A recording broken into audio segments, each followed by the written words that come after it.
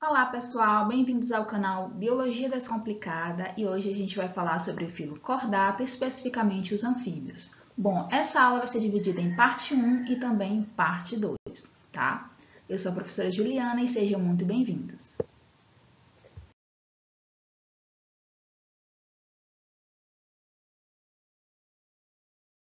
Bom pessoal, vamos falar agora um pouco sobre a origem dos anfíbios. Os anfíbios foram os primeiros vertebrados que conquistaram o ambiente terrestre, né? Eles evoluíram principalmente de um grupo de peixes sarcopterídeos. Esses peixes eles apresentavam, né, algumas características bastante interessantes. Respiração por brânquias de pulmão, grande porte, corpo pesado, um focinho comprido, dentes grandes, vagavam por entre as densas aglomerações de plantas do fundo de lagos ou estuários do período Devoniano. Bom, esses peixes eles apresentavam nadadeiras pares carnosa e essas nadadeiras provavelmente deram origem aos membros anteriores e os membros posteriores dos tetrápodes, né? Os anfíbios são considerados tetrápodes.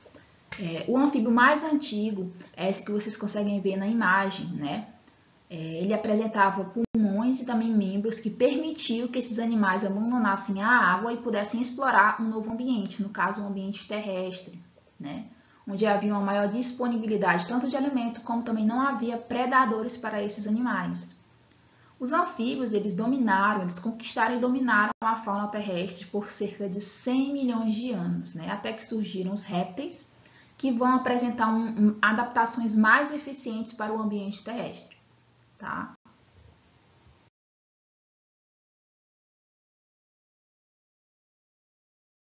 Bom, pessoal, dando continuidade, vamos falar agora sobre as características gerais dos anfíbios. A maioria dos anfíbios vão apresentar um pequeno porte. Claro que existem aquelas exceções, né, algumas salamandras, mas a maioria apresenta pequeno porte, né? Os anfíbios eles receberam esse nome pelo fato da maioria de suas espécies passar uma fase de vida na água e outra fase na terra, né? Anfio significa duas e bio significa vida, apresenta duas fases de vida, tá? Em ambientes diferentes.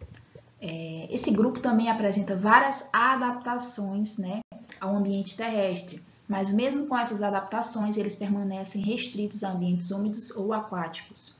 Essa restrição, né, ela está diretamente relacionada com a pele desses animais. Eles apresentam, né, uma pele delgada e também essa pele não possui estruturas que impeçam a perda de água. Então, por isso, né, os anfíbios vão apresentar essa limitação, né, essa necessidade por ambientes úmidos ou aquáticos.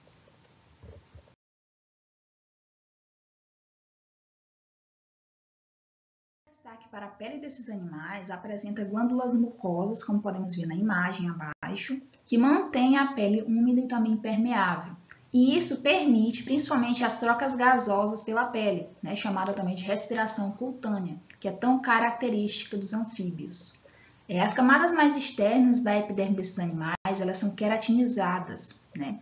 Elas possuem uma proteína insolúvel chamada queratina, que torna a pele mais resistente ao desgaste, né? Que também é uma adaptação ao ambiente terrestre em que esses animais se adaptaram, né? Que conquistaram.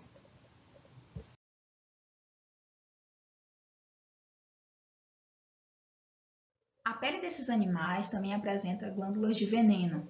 A liberação do veneno, né, por essas glândulas somente quando elas são comprimidas. Em certos sapos e salamandras, as glândulas de veneno se concentram em estruturas que denominamos glândulas parótides, tá?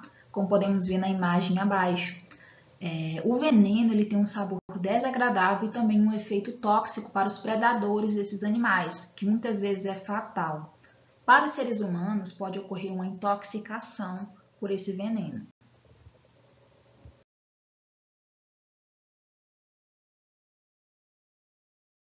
Em relação à pele e sua coloração, essa coloração pode servir como camuflagem desses animais em ambiente que ele está inserido, pode servir como atrativo sexual, né, para o acasalamento desses animais, pode servir como advertência ou aposemática, que é uma forma de sinalizar o perigo. Tá? Podemos observar nas imagens, principalmente na primeira imagem relacionada à camuflagem, a segunda imagem relacionada ao acasalamento e as outras imagens principalmente relacionadas a uma advertência, né? Então a coloração ela serve para diferentes funções.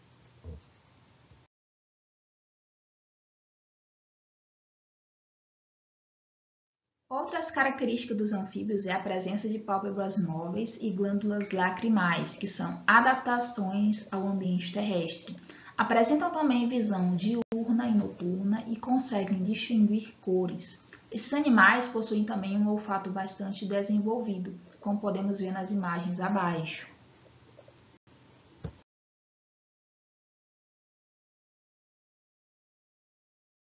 Já em relação à alimentação dos anfíbios, são animais predadores que vão apresentar uma grande variação no tipo de presa e também no modo de captura.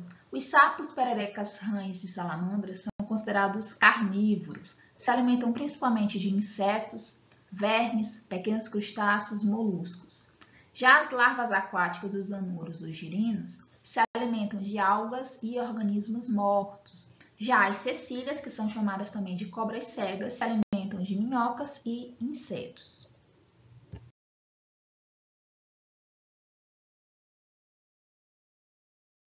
Em relação à captura da presa, vamos dar o exemplo da maneira mais comum dentre os anfíbios. Claro que existem as exceções.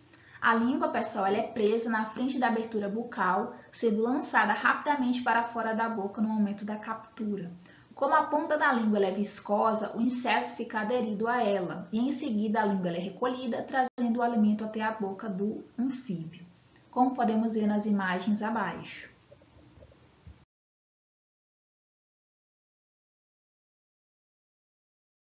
Dando continuidade à nossa aula, vamos falar agora sobre a reprodução nos anfíbios. Os anfíbios são animais dioicos, apresentam sexos separados. A maioria são ovíparos, colocam ovos, e a maioria também apresenta uma fecundação externa. Claro que existem as exceções. Na época de reprodução, eles vão para um ambiente aquático, onde os machos vão começar a vocalizar, tanto para delimitar território, como também para atrair fêmea, onde eles vão se unir, tanto os machos como as fêmeas, se unir em um abraço chamado amplexo nupcial, eliminando juntos os óvulos e também os espermatozoides na água, ocorrendo a chamada fecundação externa. Como vocês podem ver na imagem, todo esse ciclo de reprodução dos anfíbios, principalmente como exemplo, temos os anuros aqui na imagem, ok? Em que vai ocorrer em um ambiente aquático, o amplexo nupcial, vão eliminar tanto os óvulos como os espermatozoides na água, e com isso, acontecer uma fecundação externa e o desenvolvimento desse anfíbio até a fase adulta.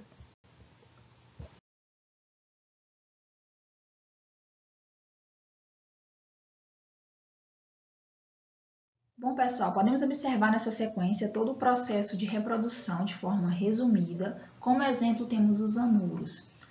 Tem um amplexo nupcial, a fase de ovo, a fase de larva ou girino e também a fase adulta.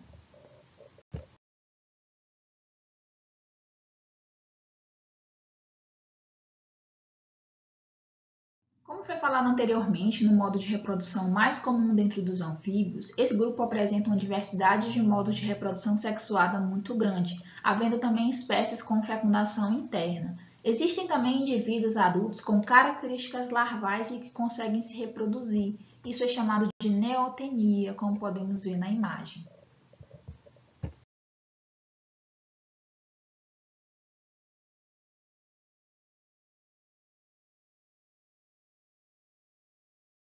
Bom, pessoal, chegamos ao fim da nossa aula. Essas foram as referências utilizadas e fiquem ligados para a parte 2 da aula Anfíbios. Obrigada pela atenção e bons estudos!